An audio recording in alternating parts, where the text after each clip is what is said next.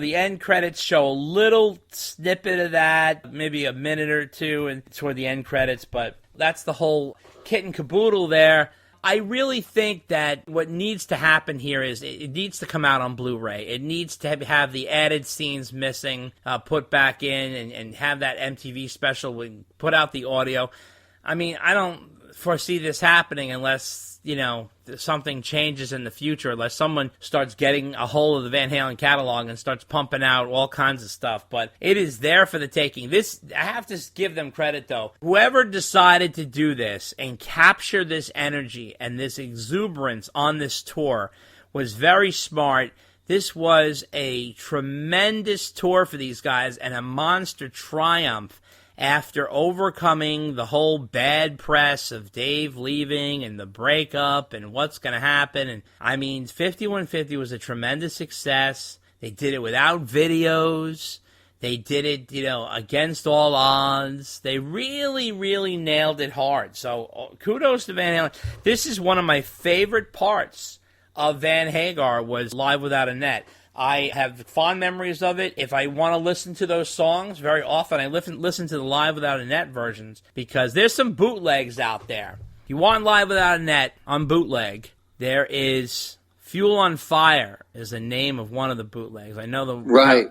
California Dreamin's another one or something like that. I don't know why it's even called that, but there's a few out there. If you go to vhboots.com, that's VHBOOTS.com, you can look it up. There's all different versions. There's also a full version. I have that one. That's the one I think I gave you, Dave. It's like a 2-disc set or something. Yeah, it's got some of the missing songs. Not all of them. I think it's got the live version of Wild Thing in there. Yeah. Which is a nice treat. Yeah, it's actually excellent. So that wraps up Live Without a Net. And go check it out. You can get it on DVD on Amazon.com if you want it. It is not available on Blu-ray. And also, if you want to check it out just for free, just to skim through it or put it on while you're working or whatever, check it out on YouTube. It's definitely on there. I do wish it was a live recording. I never understood why it wasn't a live album. I just don't understand. And the sound was great, and Don Landy mixed it beautiful. Don't understand why it wasn't a live album. Well, there was a lot of stuff where they would release live video, but they weren't live albums. No, I know. I mean, Van Halen was not alone in that decision. No, I know. It's not like now where they release the live DVD or the live video, and then there's the disc next to it is the audio version of it. That's the move today. Hey, in some packages, they're putting the Blu-ray, the DVD, and the CD. There you go. Yep, absolutely. Well, go out and check it out. It's definitely worth looking up. This is a gem from the past. Live Without a Net, 1986, 5150 tour. Don't miss it. So, speaking of the 5150 tour, coming up next is our interview with Randy Bachman. Randy Bachman, who is he? He is half of Bachman-Turner Overdrive, who opened up for Van Halen on the 5150 tour.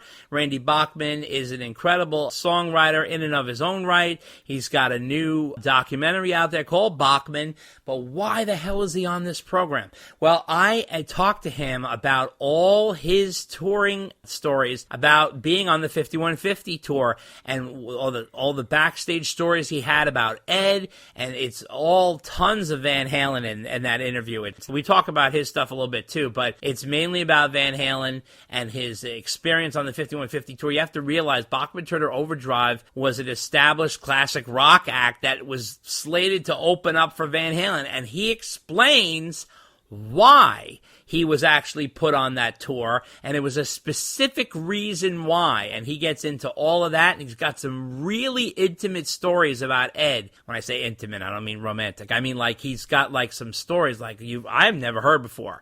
So it was very, very cool, and that's all coming up next.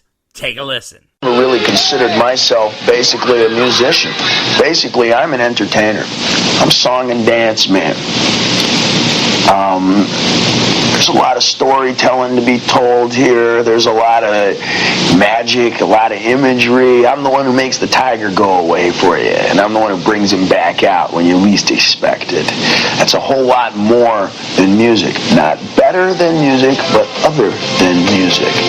Never approached my life as based around music. Edward is a musician. That's what he has based his life around.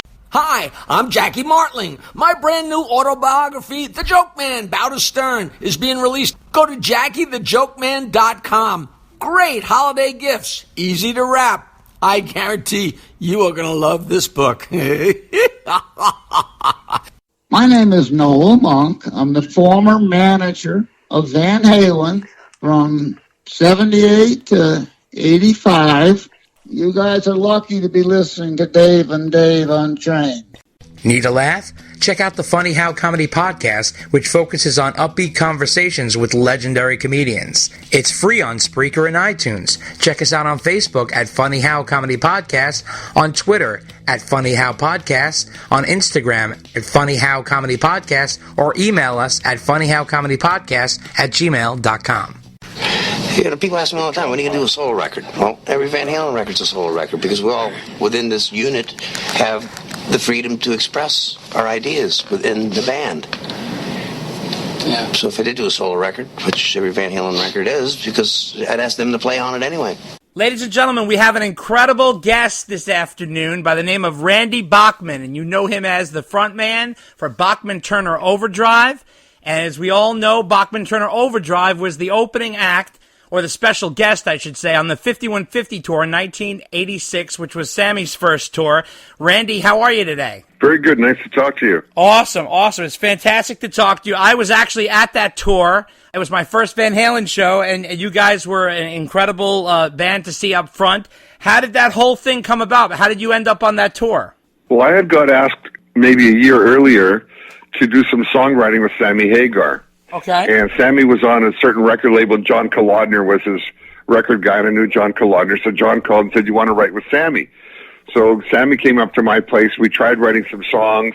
We did write a couple that were pretty good, but then Sammy said, "I'm in transition right now." I'd seen him play with his band, and I knew his drummer quite well. A little while later, my phone rang, and it was Sam. He said, "Guess what? I just joined Van Halen.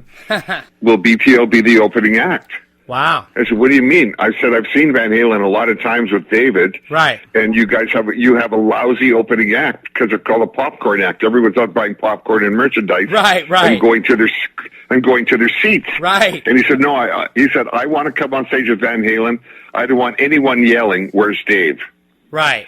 So I want BTO to come and play like 30 minutes of hit songs. Bam, bam, bam, bam, bam. So everyone is overwhelmed by the hit songs. Wow. There won't be any space. We'll have like a 5-minute switchover. You guys go off, pull off your amps. We're going to open. There's not going to be a big wait in between. I just want to hit them with rock and roll. Wow. And then their big hit then was Why Can't This Be Love, Sure. right? So that already was out on the radio. He said, just come out and do a trial weekend. So we said, great. We went and did a trial weekend. I think we did 3 days. And one of them was where Valerie was from, which is like New Orleans or St. Louis, I forget, somewhere down south. Uh-huh. So we went and did that. We went and did that gig. And after the 3 gigs, it was really great. They came in our dressing room, welcomed us to the tour and everything. They said, "Yeah, we'd like you to do the whole tour." Wow. And I said, "Well, we can't do the whole tour. We've been on the road now for like 4 months, and it's time to stay home." Right. And Fred Turner's having trouble with his teenage kids at the time. Right. And Sammy said, "Well, if you sing Taking Care of Business, Hey You, Looking Out for Number One, You Ain't Seen Nothing Yet, we only need 30 minutes. So right. Can you do it without Turner?" And I said, "If you want to, we can. Fred doesn't care. Right. You got to stay home and take care of his family issue." Sure. And I said to them, "I can only do this for like 10 months. Are you kidding? If I could bring one of my kids for a week at a time." They said, "We don't care. We love kids. Right. We've got our own kids. We're going to be traveling as a family. People will be getting born on this trip. On this tour, people will die on this trip. People are going to get married. Babies will be born. We're like a caravan. We're like our own city for for a whole year." Sure. And I said, "Okay." So we did the tour. It was quite fantastic. Mm-hmm. The most fun was sound check every day. Okay. The most fun was when my son Tal came. The most fun because Tal was an Eddie Van Halen fan. He had the little shirt with that wood chopper on it, and he had the T-shirt and Eddie's red and black shirt. And my son Tal always wore a fedora, which was my father had given to him. Right. That he had all badges on that. It's like a beanie. Right.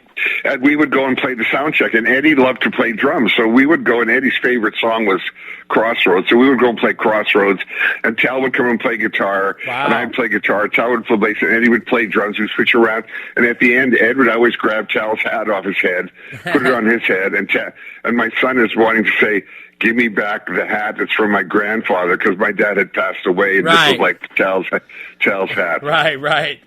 And then Tal and Eddie became really, I don't know, fun jamming friends together. When I couldn't do sound check, Tal would go and play with him. Tal was with us more than a week, like a couple of weeks. And as he was about to leave, Eddie grabbed his hat and was throwing it around between Eddie and Sammy. Throwing a hat like a frisbee. And Tal would be running to get his hat. And finally, Tal said, "I have something to say to you. I'll give you the hat." Oh. Eddie was very touched by that. Oh, wow. And on the last day of the tour, and Tal was leaving, Eddie called Zeke, his guitar tech, into the room, the dressing room. They were saying goodbye, and he said, "Go and get number 2." And Zeke said, "What do you mean?" He said, "Go and get number 2." Right. And the thing a lot of people don't realize about Van Halen is Eddie had 5 or 6 of those red and white and black guitars. Yep. They were all in a different tuning. Right. He would put them on, and nobody could tell the difference. They were wondering, how can this guy play the solo in F sharp? Well, the guitar was lower strings tuned to an E, but it was, you know what I mean? Right. But it wasn't really tuned to F sharp or with a drop D. So he would so when you're doing hammer-ons, and you're using the same markers, the 12th fret, the 15th fret, but the guitar is tuned differently, so you're getting different notes in your fancy playing. Sure. So Zeke goes out and gets his number 2 guitar, and he gives it to Tal, and he autographs it, and he signs it to my buddy Tal from Eddie. So we got pictures of this whole thing. Wow. And Sammy and Michael Anthony and everybody's in the picture. So this is like a big moment for my son Tal, who then went on to have his own hit, She's So High, a couple of years later. Right. And now plays in my band. And I was just doing promotion 2 weeks ago in L.A. For my new documentary, Bachman, that's out, that Tal is also in the documentary. Right. And somebody said, "Why don't you do another tour with Eddie, who now has Wolfgang?" Right. And you've got Tal. Yeah. And all you need is Alex on drums, you and Eddie on guitar, and Tal, That's and right. Wolfgang on bass. On bass. Wow. You could do a father-son tour of Wolfie, Eddie, Randy, and Tal. That would blow away everybody. Absolutely. Because there's all father-sons out there going to your concerts. Fathers are taking their sons and grandsons to see Metallica and Van Halen and Slash and Guns N' Roses, and all that stuff. So it would be amazing. Wow, that would be incredible. Have you kept in touch with Eddie? No, I lost touch because he changed managers. Sammy left the band. Right. I've been in touch with Sammy a lot, but I'd love to speak to Eddie again. Okay. And just last week, I said to the person in L.A., "So how do I get a hold of Eddie?" And they sent me Eddie's contact, which is through Hervé Zoff's management, right? So I'm going to get a hold of send Eddie a little note saying, "Hi, man, I'm sure you remember me." Right. And, blah, blah, blah. And I got offered a tour together. Here's me and my son, Tal. Check us out. Yeah. Let's do a one-off album and tour together that's fathers and sons, and let's invite all the fathers and sons out there to come to the show together. Yeah. You know what I mean? That would just be incredible. That would be an unbelievable performance. We would look forward to that. So that sounds like you got along with the guys real good in Van Halen. I did. They were all very sweet guys. They were nice guys. On our days off, they would rent a bowling alley, and we'd all go bowling together. I got a Van Halen bowling shirt that's probably worth a fortune. That they had custom made with VH on it, 5150 tour. Wow. A very amazing thing happened, and I got to be very good friends with, Sammy and I said, everybody. And me being in a brother band in BTO,